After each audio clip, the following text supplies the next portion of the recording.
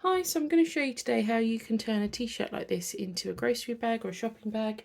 Frankly, we all need about as many shopping bags as we can get, don't we? So this is going to be a really quick little video, which is great for beginners. So any kind of t-shirt will do. The bigger the size of t-shirt, the bigger bag you're going to get. This is a men's size medium. So you're going to need a t-shirt. You'll need something to cut your t-shirt with, whether it's a rotary cutter or some scissors, it's entirely up to you. I like to use some bias binding for the seam that we're going to be sewing. This is optional, but I find it works a bit better. It just gives a bit more structure. You'll need something to mark it with. I use chalk. And then I also like to use one of these kind of fabric hair ties. So that you can roll the bag up and do it up. That's all you'll need. Join me in a second, I'll show you how to do it. Okay, so the first thing we need to do is fold our t-shirt in half so we can make a couple of cuts and have them be even. So the thing you're going to do is match up your shoulder seams together so that when you fold the t-shirt, it folds evenly down the centre. So I'm just going to bring this down a little bit so you can see a bit better what we're doing. So I'm going to match up the underarms and the shoulder seams, sort out the neckline. There we go. Okay, so it depends a bit on the print that you have at the front as to how much you want to cut into that. But the first thing you'll need to do is cut off where the sleeves are. I like to come in a little bit first and then come up and go straight up.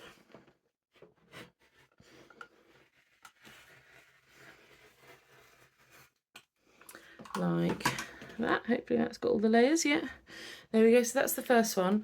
For the center strap of the bag, I'm going to come down. I'm not going to go quite as deep. I'm probably going to cut into the Be Kind, but I'm not going to go all the way through it. Kind of there-ish. Ideally, you want to come down about level with where you've cut off the sleeve, but I don't want to go quite that far. Maybe I'll just cut off the Be Kind bit there and then bring it round. So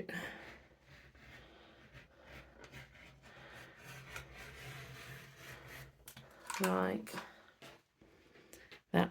Yeah, so those are the two cuts that you need to make to start getting your bag shape. Join me in a second and I'll show you how to do the next bit. Okay, so from here you're going to open it up and you can start to see it starts to look bag shaped. And then what you need to do is turn it inside out. Like that. Line the bottom edge. Doesn't matter if one of the hems is gone, because we're going to be sewing another line across the bottom in a second. So match it up across the bottom so the hems are level. And then same thing, I'm going to fold it.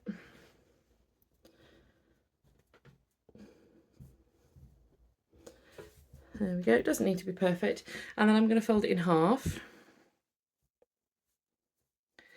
And then I'm going to mark this for you so you can see what I'm doing. So I'm going to come along here.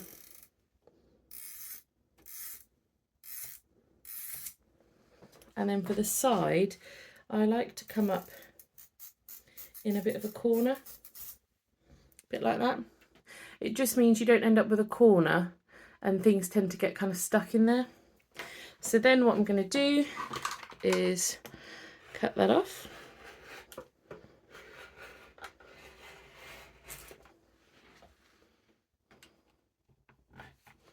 There we go. If you've still got a bit of label there, you can chop that off as well. Okay, and that starts to be your bag shape. So then what you're going to do, keep these edges together, so don't fiddle around with it too much. You're going to need your bias binding. Like I say, this bit's optional, but I find it gives more strength to the bottom of the bag, so I prefer to use bias binding. Bias binding is just strips of fabric that have been cut on the bias at a 90-degree angle and then folded so that you can use them to finish the raw edge of a fabric. Now, with a stretchy fabric like this, you don't necessarily need to finish it because it's not going to unravel, but it gives more strength at the bottom of the bag if you use a woven fabric that's a non-stretchy fabric with this stretchy fabric at the bottom. It stops the bag from stretching out too much. So I'm going to grab some pins and then show you how we put that on. Cool, so I've got some pins. Again, this bit's optional. You don't necessarily need to pin if you don't want to. but I just find it helps kind of hold everything together a bit better while you're sewing it. You could use clips if you prefer, it's entirely up to you, but I'm just going to put a few around the bottom of the bag just to hold the layers together, and then we'll go over to my sewing machine and I'll show you how we sew the binding on and finish it off. So one more. There we go. So just to keep the two layers together all the way around. So I'll see you again in a second back at the sewing machine. Scratch that, I've just realised we haven't put the hair bobble in. So I'm going to find a space in the middle, fold the hair bobble. It's one of these fabric ones. Do you see what I mean? So it's nice and easy to sew through.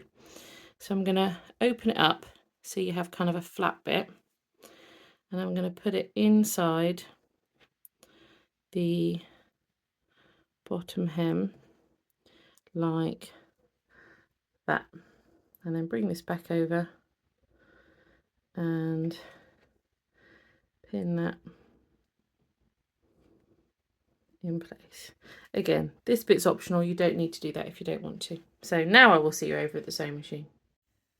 Okay, so now I'm over at my sewing machine. I've just got a regular straight stitch on my sewing machine. I'm going to bring my bottom of my t-shirt, soon to be bag, over. I'm going to get my bias binding and I'm going to leave the end unattached. I'm going to line up the raw edge of the bias binding with the raw edge of the t-shirt, making sure that I'm leaving a good bit over the edge, and then bring it in. And then I'm going to be sewing along, taking my pins out as I go. And I also like, as I'm going, to slightly pleat the bottom of the bag. Every wee while, I'm going to just make a little fold and then sew over it. So again, another little fold like that. Just pleat it, grab it, put the bias binding over it and sew over it. I just like the shape it gives the bottom of the bag.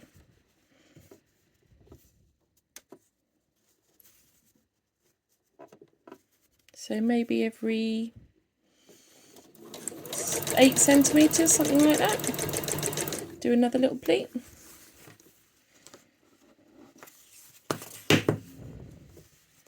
Bring it round, another little tuck, bias binding over the top, and then sew. So I'm just going to change my angle so you can see it from another angle. Okay, so here it is from another angle. So I'm going to take my pin out, going to make a little pleat of my fabric, and I'm going to take my bias binding, lay it over the top, and I'm stitching in this first crease of the bias binding. Okay, so I'm about to come to the bit with the hair bobble in it. So I'm not going to take a pleat here. Put my pin in backwards, that's not very handy, is it? And I'm just going to stitch right over there. And then I'm going to back stitch over it again.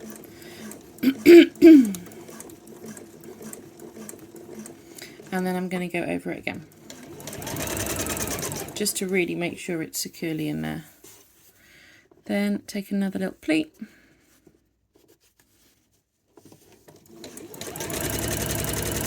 Lovely. Keep going all the way to the end.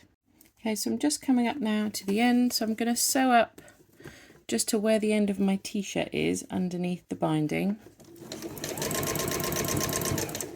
There we go, reverse a little bit and then trim off. Cool. So now what I'm going to do is chop off my binding, leaving a bit of an overhang like that. And then I'll show you what we do next. Okay, so the next thing is to flip it over and then fold in the top edge like that, and then fold it over on itself like that. and then all the way along you're just going to fold this over, and you're going to stitch all the way back along again. So I'm going to bring this in here underneath my presser foot. It doesn't have to be particularly neat because it's the bottom of a bag, so you're never going to see it again. Oh.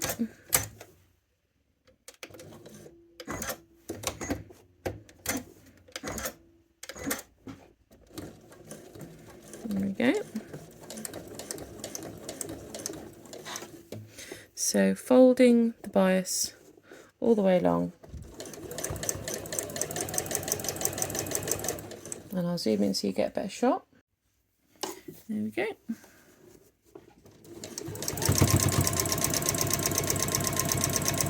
And so you're just stitching along the edge here of the bias binding all the way along. When you get to the hair bobble, make sure it's pushed out of the way. And again, I'm going to go over that. And then again. So it's really securely fastened in there. So if you don't want to use the bias binding, all you would have to do is sew this seam to sew the two edges together. But as I say, you get a sturdier bag if you do use the bias. But it's entirely up to you.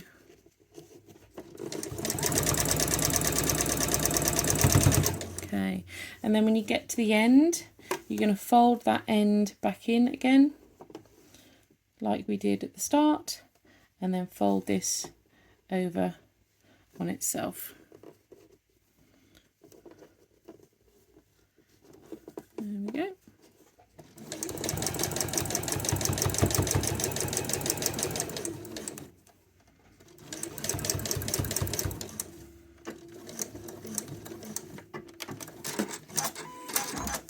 And there we go, that's the bottom of your bag finished. So we can turn it through. Okay, so here's the bag with the bias on the bottom. I'm just going to go inside, turn it through,